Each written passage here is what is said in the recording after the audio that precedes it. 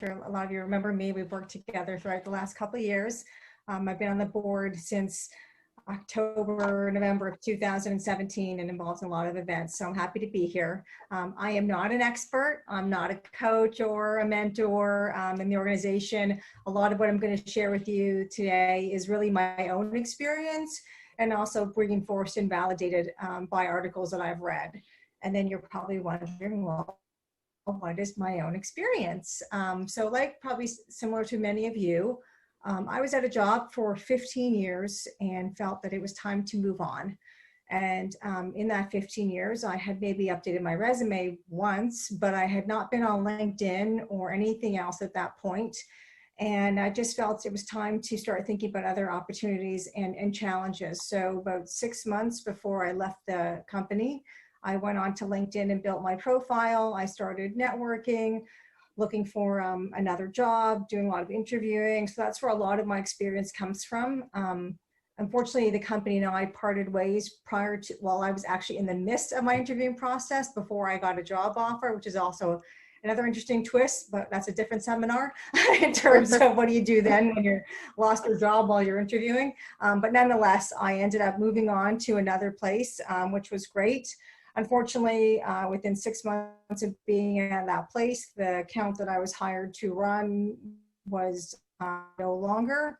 And I was there for another year, maybe, not even, and then I was let go. So I've been in this situation a couple times in terms of doing a job search. So I definitely have my own experience to share. This is very familiar to me, and I am happy to share what I know. So based on that, we're going to switch over to the presentation that I created. So I'm going to share my screen, and I'm going to show you guys that go through the deck with you. So everybody should be able to see it. Does everyone see the deck that says social media job search? Awesome. Yeah. Okay. I'm going to look down a couple of times. You've seen me look down, just looking at my notes to guide me here. So I wanted to start off with a quote because I think there's a lot of stats out there to help to see how important it is to use social media as a tool for job searching. And this is one of them, which talks about in 2019, 50% of respondents heard about jobs from friends, 37% learned about it from network, and 35% found out about it from social media. So definitely a high proportion of people are learning about opportunities through social media. And to go in further, job seekers are turning to social media. 14.4 million in the US have used social media for a job search. So there is a lot out there. You know, I was just Googling it myself to see what kind of articles there were, and there definitely are a lot. I've included several articles in the back of this deck, which I know Lorraine will share afterwards for help if you wanted to read some of the articles, but there is a lot out there to provide guidance. And 29% of job seekers have used social media as their primary tool. Conversely, you have the companies that are also using social media. 92% of them are using it for recruiting, and 45% of Fortune 500 firms have included links to social media. So it goes both ways. And I think that's one of the most important things that I'm going to be going over today is the fact that everything is connected. All of the different areas are all connected together. There's you and your brand, there's your job search, and there's the companies. And everyone can go work both ways in terms of them looking at you, you looking at them, the same sites you're going to for the job search, the same social media platforms. So it's really important to optimize all those connections and know what you can get out of each of them. And I'm going to take you through each of the one individually now. So the first thing we're going to start with is building your own brand. For those of you that attended the webinar last Friday, in terms of from Cotton Swab to Q-Tip with Emily Kelchin, some of this will sound very familiar, which is great because it shows that we are consistent, and it also reinforces the idea that building your brand is a huge component of looking for a job. And it starts with you. When you think about it, think about all the different places that you have touched, that your brand is out there being represented. You're in LinkedIn, you could be on Pinterest, there's Instagram, Twitter, there's your email, YouTube. For those of us that are young enough, not me, there's TikTok, there's Snapchat, and there's Facebook. So there's a lot of places where you are expressing yourself in some shape or form that companies could have access to. Okay. So your online footprint represents your brand. And that's really important to understand, that what is being shown out there is making your first impression most of the time. So before you even have that interview, as soon as you you raise your hand and you send in your resume or you ask a question, they're going to be probably looking to find out all about you, just like you're looking to see all about them.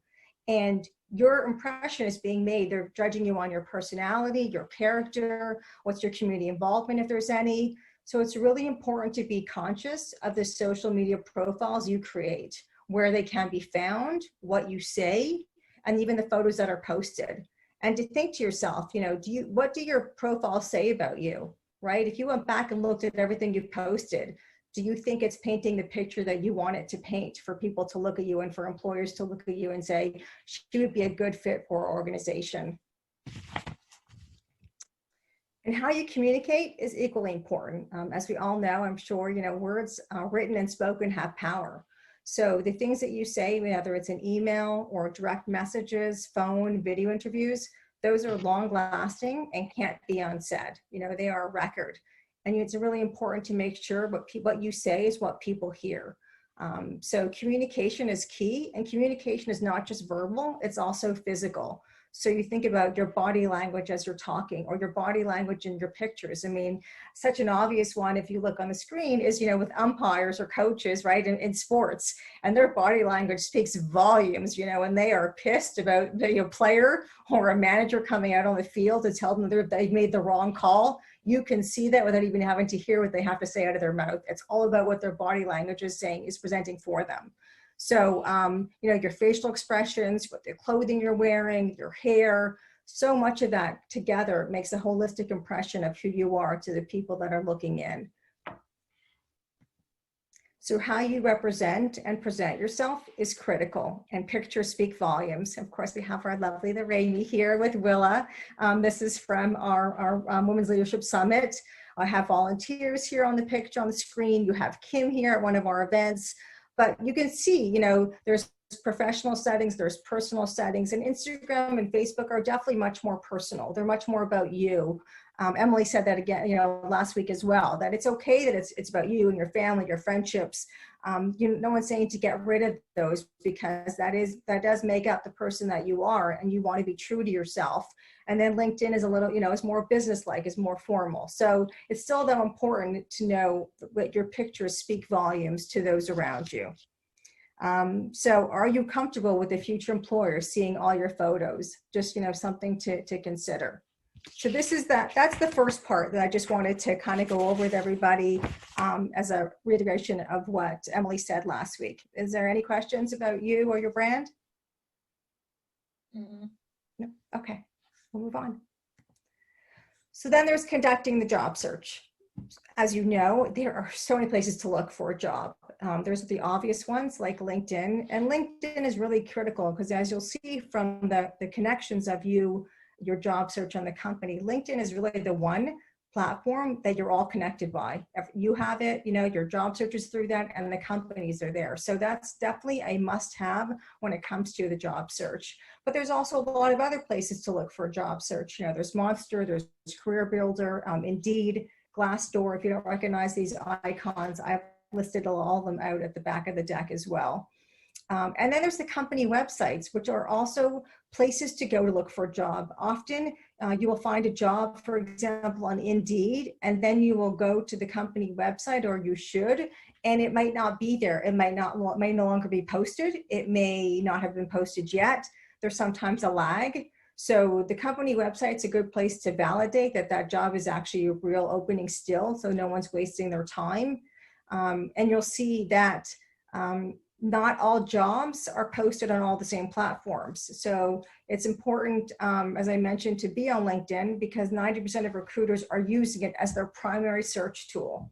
It's the best resource available. So if you're going to be on any search place to look for a job, any search platform, LinkedIn is the one to position yourself to be found by a recruiter.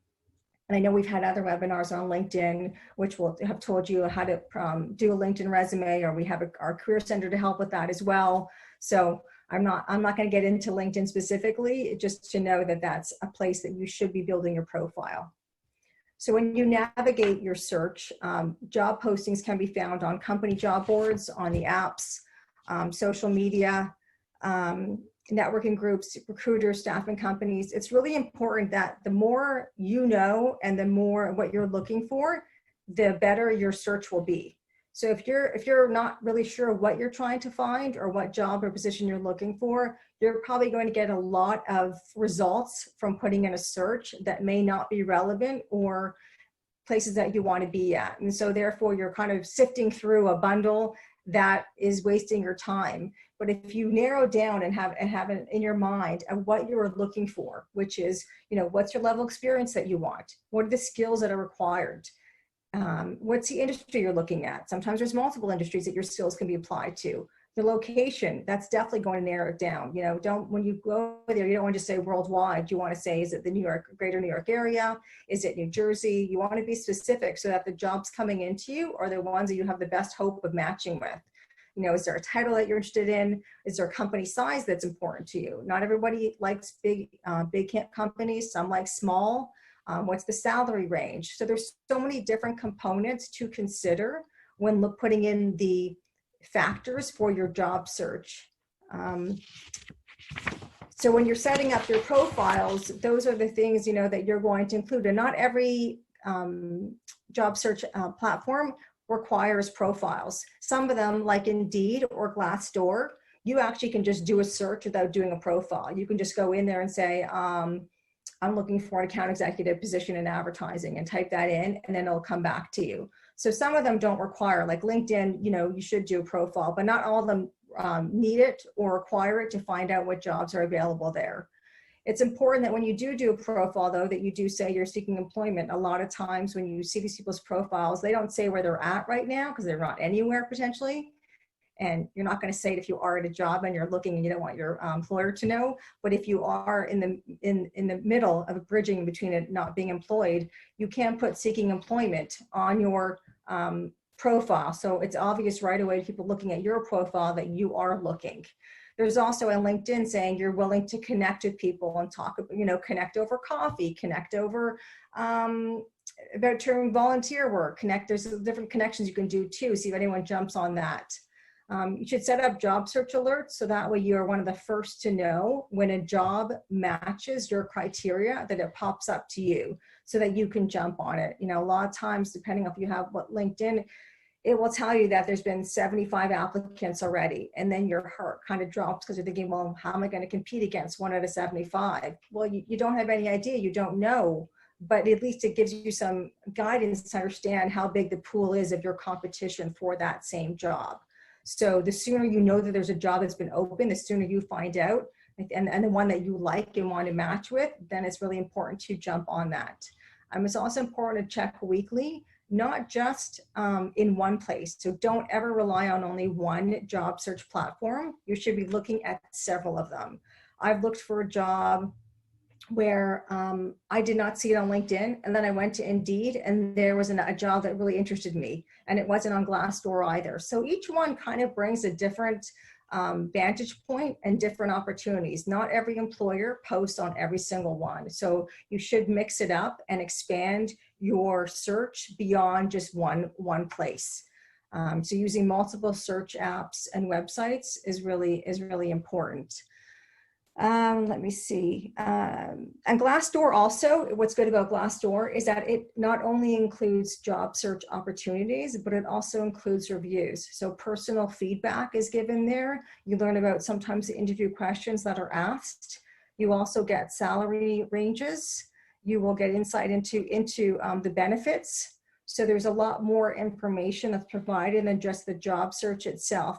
Human nature often is to be more negative than positive when it comes to these reviews. So you do have to take them with a grain of salt, because some people could be disgruntled employers who have left the company and are not happy, and they're using this as a forum to express it, which is perfectly fine.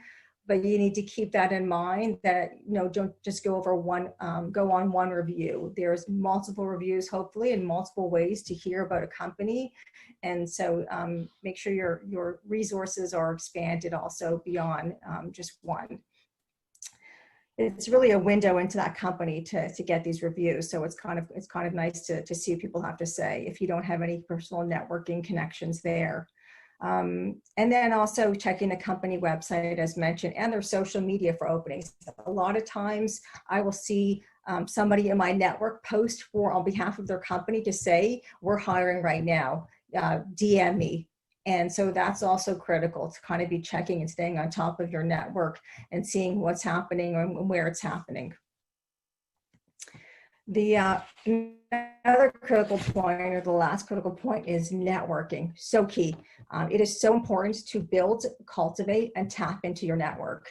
And that means reaching out to people that you know. So your friends, your coworkers, your customers, your clients, anyone that's a first degree connection is really important. Your job is to spread the word to your network that you are looking for a job, because the more people that know, the more likely it is that you will find something. So use them, leverage those people in your community to help you and help you find out and narrow down your search. It's also important to reach out to people that you don't know, but have expertise, in the area that you're looking at. So those are your second and third degree connections. As an example, Lori, I might not know somebody at an agency. Yeah. Sorry. Some people are, they want to know to make sure, because they can't hear you. They can see you're speaking. That's weird. I hear you though. Yeah, I don't. Does everybody hear Lori? Just making sure. I can hear her. Oh, okay. Okay. Sorry, I'm not on mute. No, you're fine. You're okay. fine. Go ahead, Lori. So the reaching out to second and third connections is also critical. I wanted to look at an agency that I didn't have any direct connections at that agency. But when I looked up that person, I saw that they were connected to people that I knew. So I went and did a DM to the person at that agency and said, hi, I'm looking for whatever job. I'm friends with so-and-so. I've heard about your agency through that person. I would love to learn more, see if there's any opportunities. So that's another way in, is to send them a DM. And you don't have to be a connection to send them a direct mail message. Sometimes they have their emails on their LinkedIn, or sometimes they don't, but there's ways to go on the website, find the right person, go beyond the HR person, try and find the hiring manager if it's possible. But it's if you're sending in a resume and you're sending it in through a social media platform, it goes into the abyss often. You don't know who it's going to. So if there's a way to find a person to let them know that you've sent your resume in, that's important, because then that person can be an advocate on your behalf, hopefully, and let the hiring manager know, if it's not them, that, hey, I just heard that Lori sent in her resume, you should check it out. So make sure that you're reaching out to anybody that you can. And, sometimes it's difficult to figure out what to say, but it's really just an introduction of who you are, who you may know, why you're interested in that company, and that you would like to learn more.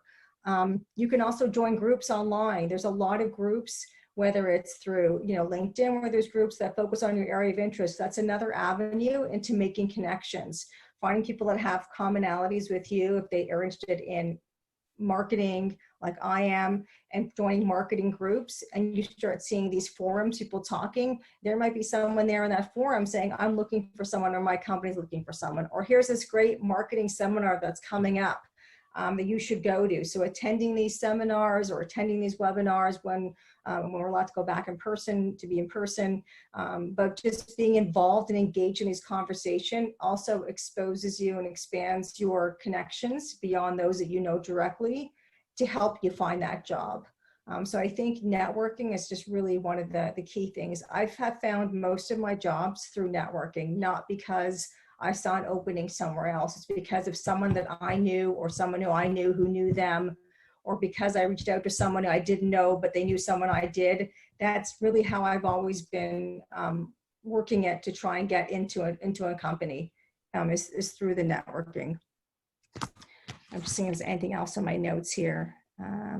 And reading articles on the industry is another thing too. Any articles that you can find that are in the category that you're interested in, those are also ways sometimes of finding out that there's openings. Or you look to see a client for the pharmaceutical company, and a pharmaceutical company is now launching a new drug. Well, typically, if you're launching a new drug, that means you need people to help market that drug and work on that drug beyond the initial stages. So now you're beyond the stages of inception. You're in the launch stage, and now you want people to help you. They may be looking. So that's a clue. In advertising, which is the industry that I've been in, the clue always is when an agency wins new business. So if I see in the trade magazine that an agency wins new business, that's my clue. Hey, that new agency has to be hiring now. I'm going to go look to see if they need people, if I have that expertise. So those are just some of like the tricks of the trade to help figure out ways of getting in beyond just sending a resume in through the social media platform. Does anyone have any questions on this section? No? No. Okay. So moving on to the company, let's look at the third arm, which is the company.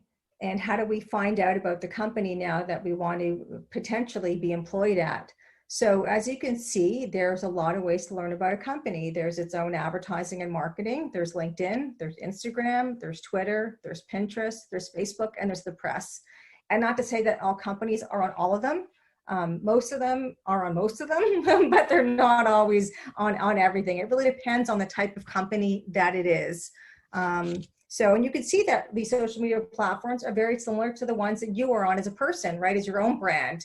There's a lot of similarity of just like you're building your brand, the company's building its brand. And that's how it expresses its brand through all these different platforms to reach out to people to become eventually their customers or their employers.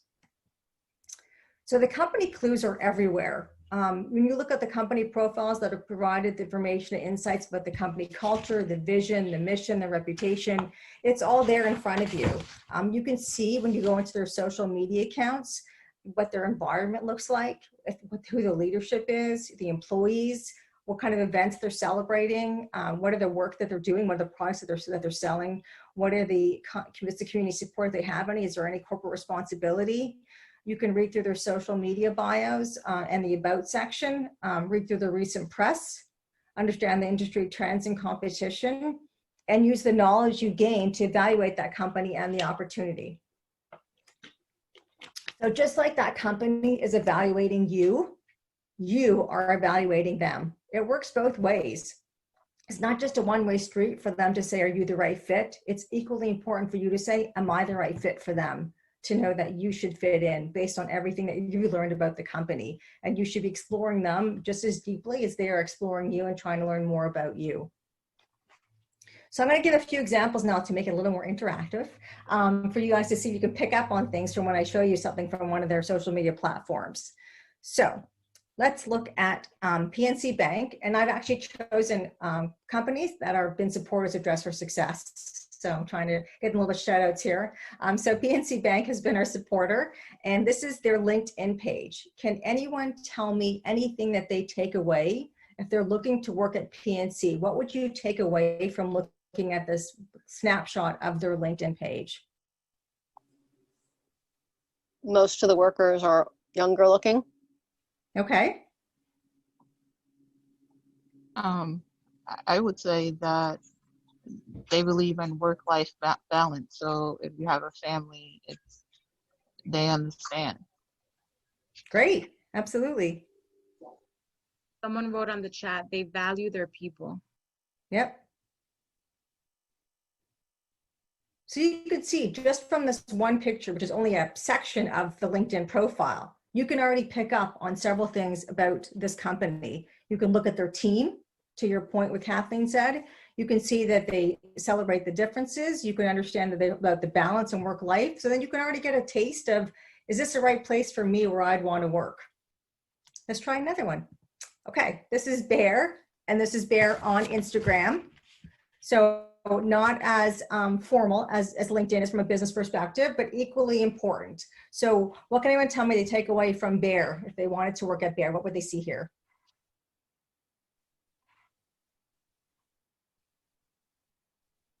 Anyone? I see that they believe in diversity and inclusive because they have the rainbow flag up and Absolutely. support. Great one. Great pickup on that. Now, granted, a lot of these snapshots I've taken have been in the last, couple of weeks. So there has been a heightened sensitivity and outreach and outpouring towards what's going on in the world at this moment. But that being said, I think it still speaks to, you can still pick up on who that company is because they're willing to put it out there as well. So some things that I pick up on when I look at it is that it's been around for 150 years. So that tells me there's longevity, there's heritage, there is a reputation, there is trust. Any company that's been around for 150 years has to be doing something good and has to be doing something right. That's a long time.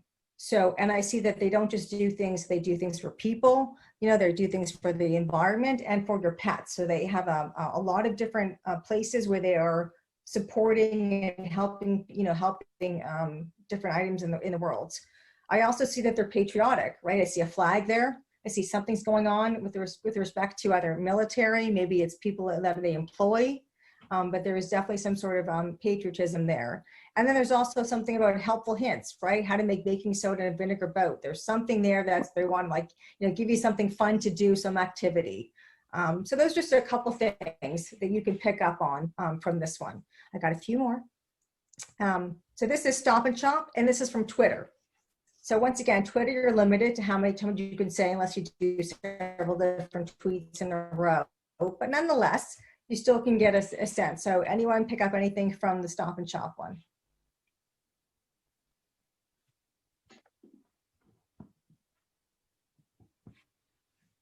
Well, they've also been in business for 100 years. So, absolutely. And I don't know about you guys, but to me, that's important. It's really important that I see there's a company that has been able to pivot and evolve with the times, right? Because a lot has changed in 100 years. A lot has changed in terms of manufacturing, in terms of technology, in terms of how we shop. And this company has been able to ride that out and be able to evolve their what they offer with the changes that have happened in society. So that's extremely important. You also have the community part where they're saying happy graduation to all the graduates. So it tells me that this company, Stop and Shop, cares about the community around them, about those that live around the store, wherever their stores are. They care about the people that surround their stores in those towns around them, since they have a shout out to the graduates. And then their president is speaking too. So talking about COVID-19. So they're also healthcare aware, culturally aware what's happening, and trying to provide some sort of guidance and assurance to their customers when they come in to Stop and Shop. All right, hitting all the platforms here. Next, Party City. This one is on Pinterest. So granted, it's not as easy to pick things up because Pinterest is all about pictures, but some companies are, and Party City by nature is, it's a party place. So Pinterest is actually quite a relevant place for them to be, to showcase all the different things you can be doing with what you purchase at Party City. But is there anything else anyone can pick up on?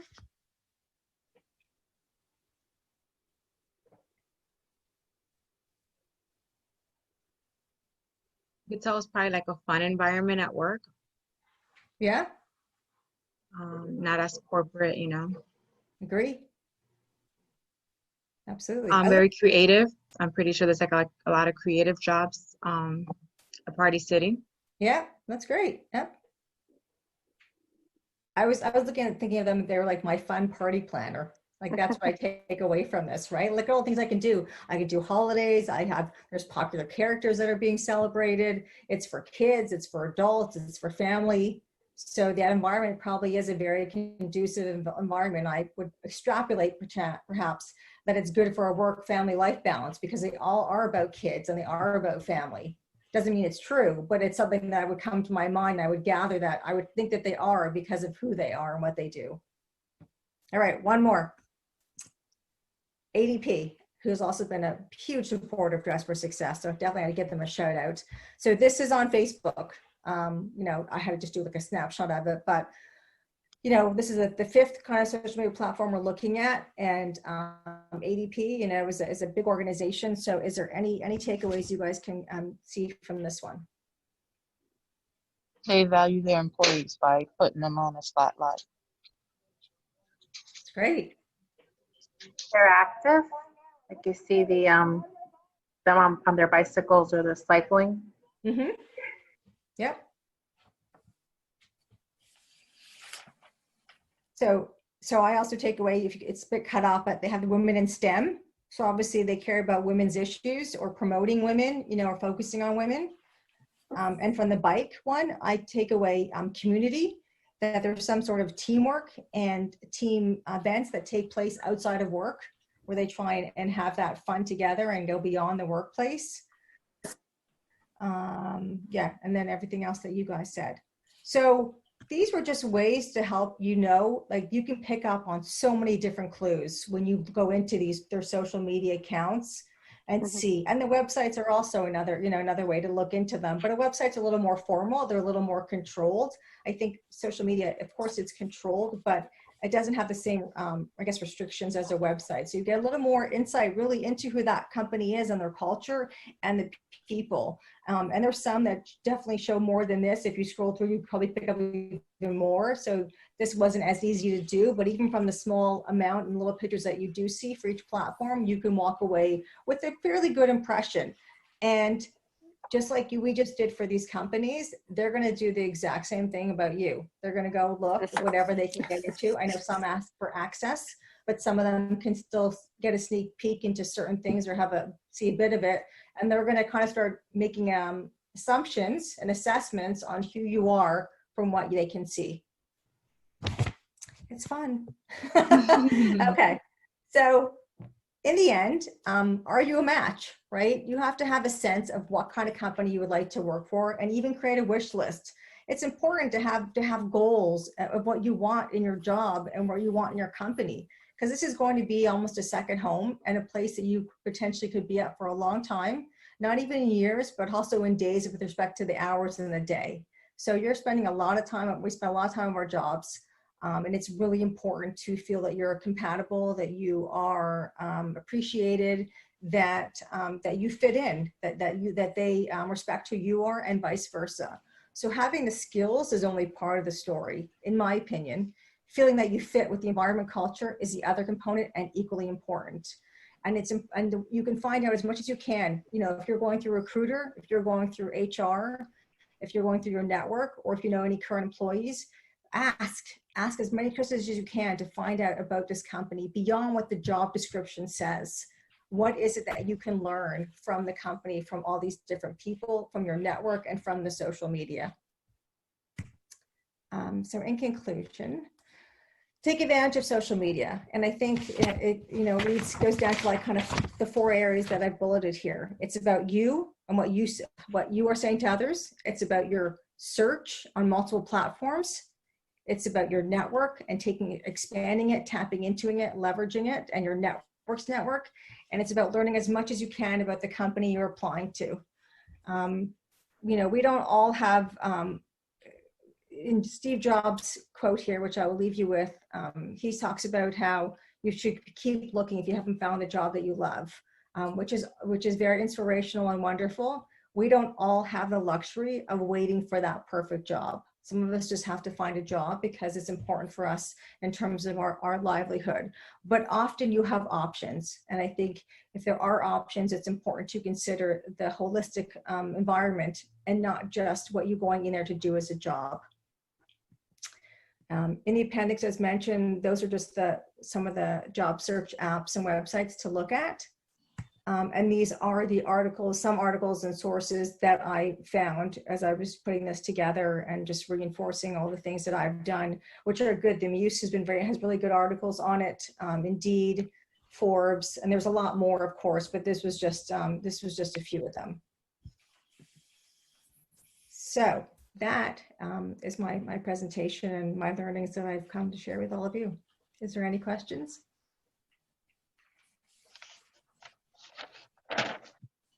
Thank you, Lori. You're welcome.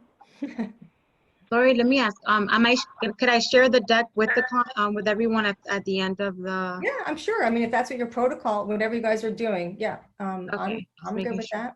Okay. I don't know if it's easier to maybe put it into like a PDF format or something, and then we can share it. Okay, perfect. I could send that back to you. That sounds good. I have a question. It's basically if you do not have any social media presence, how would you recommend, or where would you recommend to start your social presence LinkedIn. besides forming LinkedIn? Yeah, for a job search, Yeah. I would say LinkedIn is definitely the place to be, regardless of anywhere else for a job search. So if you're looking for somewhere, you should build your profile on LinkedIn and start building your network. I mean, when I started, I obviously had no network, and then I started reaching out, and I think I spoke to a recruiter maybe a couple of years into being on LinkedIn, and she goes, "Wow, you only have that little followers. You really should have more." And I hung up the phone, and I was like, "Oh my God, I know nobody. Like, where's everybody?" You know, it made me feel. She goes, "At your stage of your life and your career, you should have 500 plus followers. You should have that. Your network should be 500 plus." So all of a sudden, I was like ingrained in my goal. I'm going to build my network, and I did. I was like, I kept reaching out to people, but relevant people, not just anybody to say, I was trying to make my connections and consciously make those connections and build that network. And that's what I've tapped into more times than I can say in terms of helping me and guiding me on my career path. So LinkedIn would be the first thing that I would do. And then I'm not really on any other ones. I go on to Indeed, I go on to Glassdoor, but those are more for my own search. It's like me pushing out. It's not them looking at me. So LinkedIn is the one common factor where everybody is looking at. So that's where I would start. I want see everybody Nancy's to see responding. my chat. I see So that. I 800. was first on LinkedIn.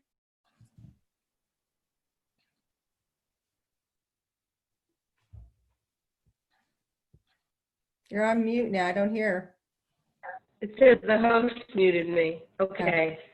So after I just fought it, and this year I decided to network because I'm really intent on the third half of my life, and I joined the chamber and I joined some other groups, and somehow or other I managed through personal connections to grow it 600 and something connections. So it can be done, and believe me, I fought it for like 15 years, since 2008, however long that is. I just refused.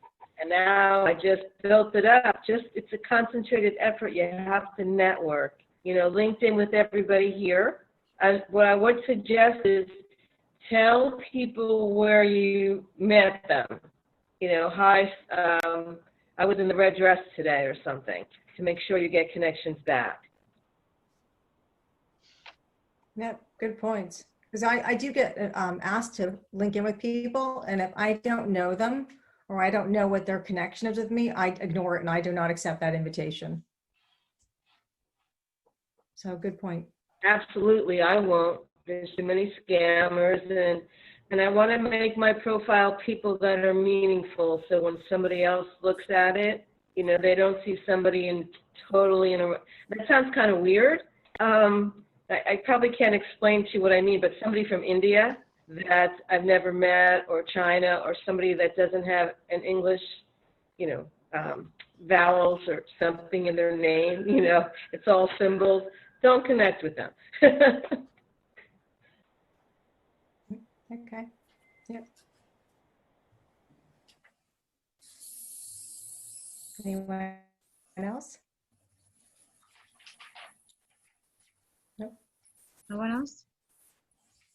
Well, I hope it was helpful. I hope you walked away with at least one or two tips. Something you learned something new in this, you know, this time. I hope there's something that was different and unique. There's so many webinars that we've been presenting on behalf of Dress for Success, and I know a lot of them overlap. And there's a lot of good feedback and a lot of good learning. So if you guys can, if you're attending all of them and you can take away little tidbits from each, that will definitely help as you move forward in your job search, and even in the jobs that you have, and keeping those jobs and being happy in those jobs, which is also very important. Thank you, Lori. And Mecca says thank you on the chat. Oh, thank you. You're welcome. Nicole says thank you. Got some useful tips. Oh, great. Great. Yeah, I'll see the chat here. Thanks. Okay. Thank you, Lori. Thank you, ladies, Okay. for joining us Thank again. you. Bye, everybody. Have a good one. Thank you. Hey, everyone. Bye-bye.